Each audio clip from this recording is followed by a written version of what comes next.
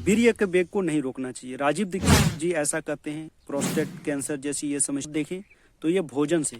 और दूसरी चीज ये है कि कभी अगर वेग आ जाए, लेकिन अगर आप डिप्रेशन जैसी समस्याओं में भी जा सकते हैं। 2 फॉर्मूला मैं दे रहा हूं। ऐसे तो वीर्य के वेग को नहीं रोकना चाहिए। राजीव दीक्षित जी ऐसा कहते हैं, वो बिल्कुल सही कहते हैं, 100% सही कहते हैं।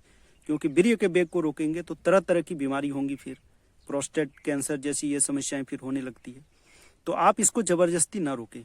कुछ युवा हैं वो फोन करते हैं और कहते हैं इस तरह करके मैंने इतना दिन रोक लिया। ये रोकने वाली चीजें नहीं है, ये अंदर से समझने वाली चीज है। ब्रह्मचर्य को अंदर से समझ जाता है, अंदर से धारण किया जाता है। और इसकी सीधे संबंध आप देखें तो ये भोजन से। आप अगर भोजन भोगी के जैसा लेंगे तो योगी के मार्ग में आप बढ़ नहीं सकते, और योगी के मार्ग में आप बढ़ेंगे नहीं तो ब्रह्मचर्य कैसे फलित होगा? ब्रह्मचर्य फलित नहीं हो सकता है। तो इसका सीधा संबंध है। और दूसरी चीज ये है कि कभी अगर वेग आ जाए तो वेग को रोकना नहीं है, जबरदस्ती नहीं रोकना, उसको बहने देना है, उससे कोई हानि नहीं है। लेकिन अगर आप कुचेष्टा के द्वारा ये सारी चीजें करते हैं, अपने से करते हैं कुछ, तो फिर हानि होगी, बहुत जबरदस्त हानि होगी। फिर आप अवसाद, डिप्रेशन जैसी समस्याओं में भी जा सकते हैं। तो इसके लिए क्या करें?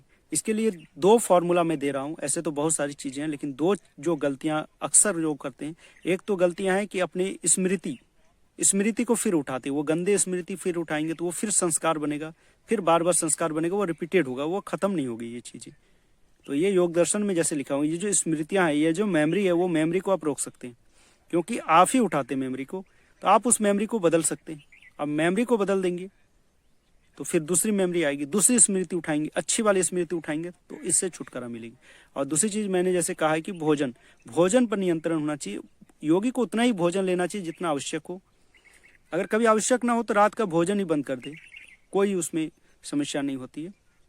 और आप भोगी के जैसे सारी चीजों को करेंगे, आवश्यकता से अधिक भोजन भी करते हैं, तो फिर यही आपको ब्रह्मचर्य के मार्ग में बाधा बनती है और आप इस चीज को फिर नहीं कर पाते।